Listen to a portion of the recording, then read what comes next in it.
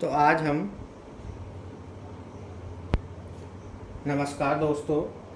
आज हम उत्तर प्रदेश की बात करने वाले हैं। उत्तर प्रदेश में जो SESSB के जो नए फॉर्म आए हैं TGT PGT के, हम इसके बारे में जानने वाले हैं। तो Uttar Pradesh secondary education service selection board 2022 का नोटिफिकेशन आपने देख लिया होगा और आई होप आपने फॉर्म भी फिल कर दिया होगा। लास्ट डेट भी आने को हो गई है और लास्ट डेट आई थिंक 3 जुलाई है, वो भी ओवर होने वाली है। तो अगर हम TGT की बात करें तो इसमें पोस्ट हैं 3539 TGT की पोस्ट है, जिसमें आप बालक वर्ग की बात करें तो भाई 3213 बालकों के लिए है, और अगर बालिका वर्ग बालिका कैटेगरी में आपको डालना है तो 326 पोस्ट है। ये ओवरऑल पोस्ट की बात है, ये 2 कैटेगरी में है, बालक और बालिका।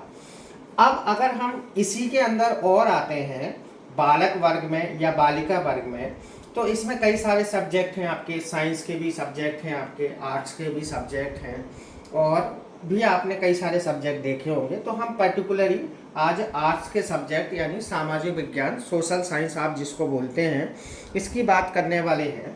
अगर सोशल साइंस की बात करें तो इसमें भी कैटेगरी है भाई, बालक में बालक यानी बॉयज में और बालिका में भी कुछ पोस्ट हैं।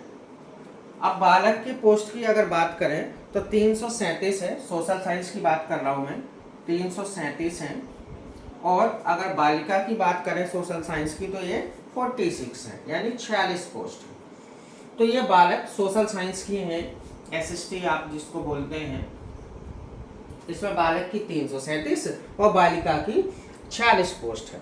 अब अगर सोशल साइंस के सिलेबस की बात करें तो सोशल साइंस में 4 सब्जेक्ट हैं, आपको पता है। इसमें ज्योग्राफी है यानी भूगोल, इतिहास यानी हिस्ट्री है आपकी, उसके बाद अर्थशास्त्र जिसको आप इकोनॉमिक्स बोलते हैं, उसके बाद नागरिक शास्त्र। अब नागरिक शास्त्र एक बड़ा सब्जेक्ट है, इसी में जिसको आप सिविक्स बोलते हैं।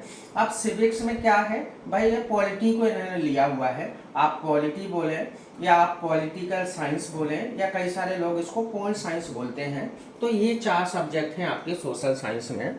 अब यहाँ बात हो रही है सिलेबस की, तो सिलेबस जानना, ये मान लीजिए कि आपने 80% अपने सब्जेक्ट को जान लिया है और आप 80% एग्जाम के करीब पहुंच गए हैं। इसलिए सिलेबस बहुत महत्व रखता है और हमें सिलेबस के बारे में अच्छे से समझ लेना चाहिए कि हमारा जो सिलेबस है जिसका हम एग्ज़ाम देने वाले हैं वो आखिर सिलेबस क्या क्या है।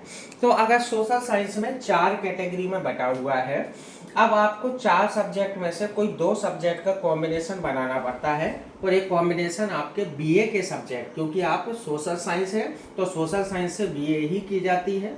तो BA के कोई 2 सब्जेक्ट का कॉम्बिनेशन बनाए जो आपने अपने ग्रेजुएशन यानी BA में पढ़े हैं, उन सब्जेक्ट का कॉम्बिनेशन। जैसे आपने अगर भूगोल पढ़ा है, इतिहास पढ़ा है, तो भूगोल इतिहास का कॉम्बिनेशन हो जाएगा। इतिहास और अर्थशास्त्र यानी इकोनॉमिक्स पढ़ा है तो इन 2 का कॉम्बिनेशन हो जाएगा।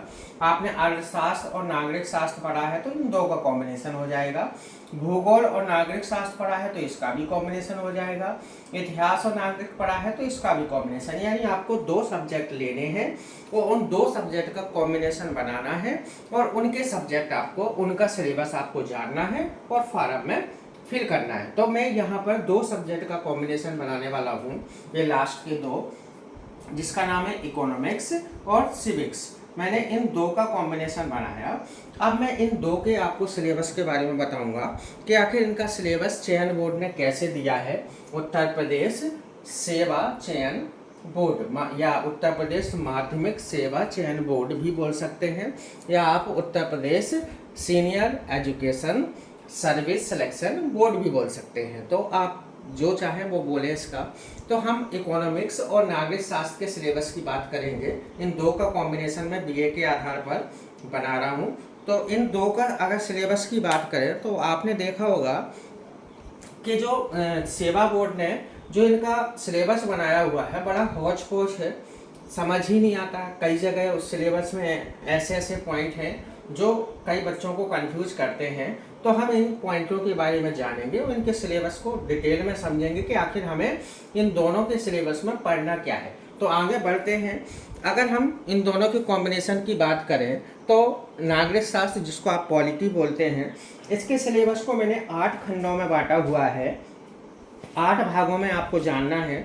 और अगर इकोनॉमिक्स की बात करें तो इसके सिलेबस को मैंने कम से कम 16 खंडों में बांटा हुआ है, 16 से 17 खंडों में ये जाता है। तो इतना वाइड सिलेबस है कि इसकी एक एक डिटेल जब आप समझेंगे तब आपको पता चलेगा कि सिलेबस क्या है और क्या हमें जानना है। तो हम चलते हैं दोनों के सिलेबस के बारे में और समझते हैं आखिर क्या सिलेबस है।